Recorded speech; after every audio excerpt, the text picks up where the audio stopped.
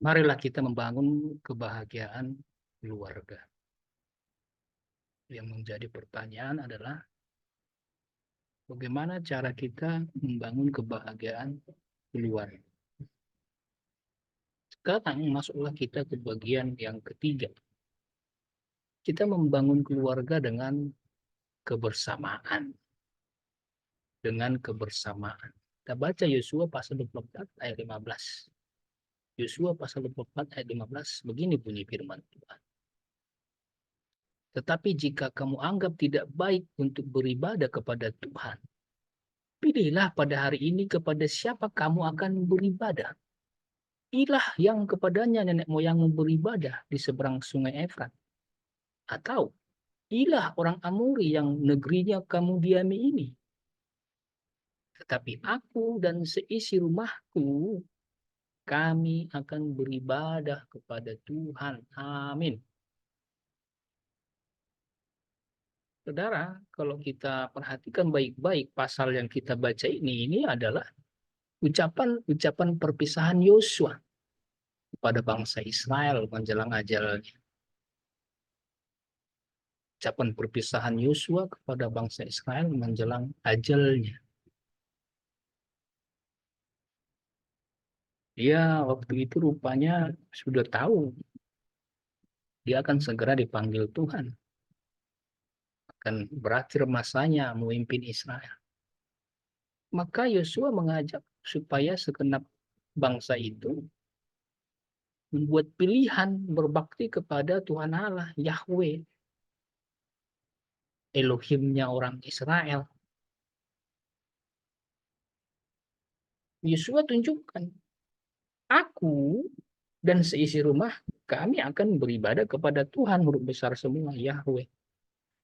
Aku dan seisi rumahku kami akan bersama. Saya, istri, anak-anak, dan jangan-jangan ada cucu. Bersama kami akan beribadah kepada Yahweh.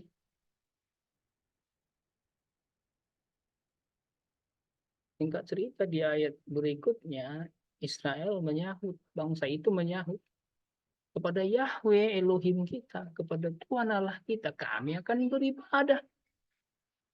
Dan firman-Nya akan kami dengarkan. Itu kata Israel. Menyahut apa yang sudah dipilih Yosua. Maka jika Yosua sekeluarga bersama-sama menyembah Yahweh Tuhan Allah Israel, maka kami pun segenap bangsa ini akan bersama-sama dengan keluarga kami masing-masing menyembah Tuhan Allah Israel. Sungguh indah. Rupanya betullah ketika Yosua masih hidup, bangsa itu beribadah kepada Tuhan. Lihat ya, ketika Yosua masih hidup. Tapi bagaimana setelah Yosua meninggal? Alkitab mencatat ternyata mereka berubah setia. Hakim-hakim pasal 2 ayat 7, hakim-hakim. Kitab yang mencatat sejarah keruh Israel. Masa antara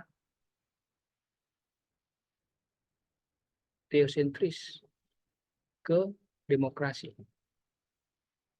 Teokrasi ke demokrasi.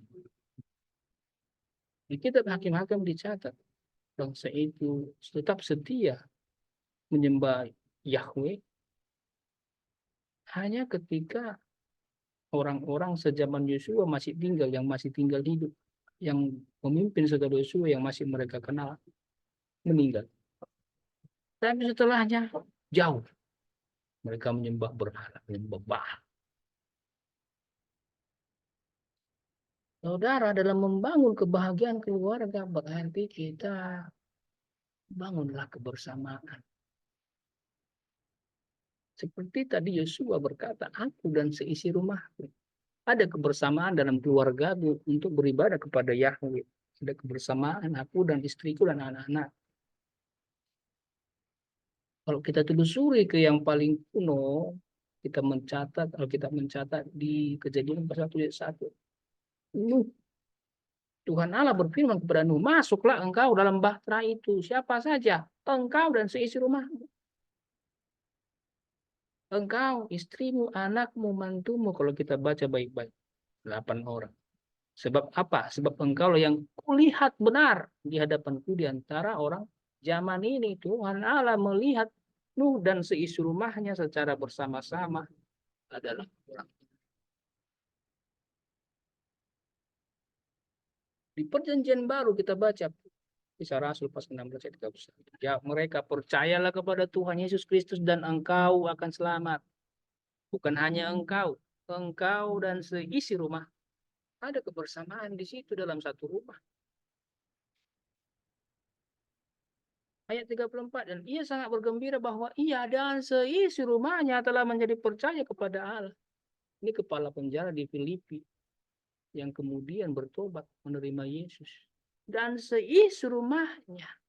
Inilah kebersamaan itu dalam keluarga. Dipupuk, dibangun. Bagaimana kita membangun keluarga bahagia? Ya sejak awal ketika menikah.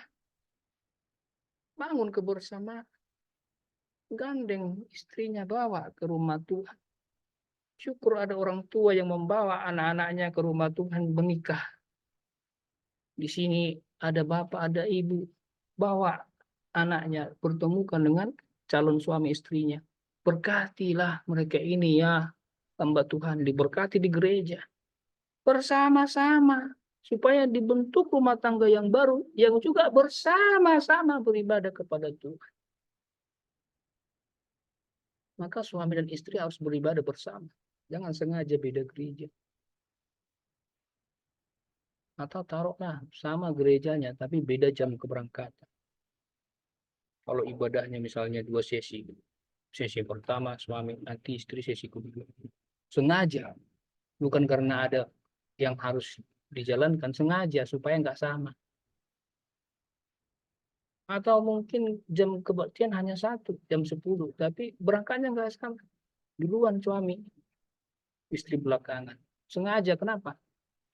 Nggak mau kelihatan sama-sama. Kok begitu ya? Malu berangkat sama istri sama suami gereja. Nggak boleh malu. Suami istri sama-sama membangun rumah tangga, sepakat. Maka dalam beribadah juga sepakat. Pada saatnya Tuhan berkata dengan keturunan, anak-anaknya juga harus diantar ke gereja. Mulai dari kelas kecil sekolah minggu, kelas besar, beranjak remaja, diantar, diarahkan, sampai muda-mudi lebih mudah lah mengarahkannya, karena sejak kecil diarahkan. Hingga pada saatnya tiba, bukan lagi kita yang diantar menikah, tapi kita yang kemudian mengantar anak kita menikah ke rumah Tuhan. Haleluya. Tambahan, baiklah suami istri ambil bagian dalam pelayanan. Baiklah keluarga bersepakat bersama ambil bagian dalam pelayanan di gereja. Kebersamaan itu bukan hanya beribadah seperti kebanyakan orang, tapi pelayanan, melayani di rumah Tuhan. Menjadi pemain musik, menjadi penyanyi singers, menjadi pendoa, menjadi uh, tim kunjungan, apapun bentuknya. Jangan-jangan ada kemudian diberkati Tuhan, pasangan suami istri yang diberkati di gereja, menjadi pendeta juga. Dalam kebersamaan ada panjang umur, seperti ayat pokok di bagian awal khotbah ini. Mazmur 128 ayat 5-6. Kiranya Tuhan memberkati engkau dari Sion, supaya engkau melihat kebahagiaan Yerusalem seumur hidupmu. Panjang umur. Apa kriteria panjang umur? Melihat anak-anak dari anak-anakmu 3 generasi. Si bapak, anaknya, anak-anaknya. Berarti cucu. Kakek, bapak, anak, cucu. Bapak, anak, cucu. Panjang umur bagi mereka yang memupuk kebersamaan dalam keluarga. Damai sejahtera bahkan atas Israel bagi bangsa. Bagaimana kita membangun kebahagiaan keluarga? Biarlah kita juga membangun keluarga itu dengan kebersamaan. Puji Tuhan.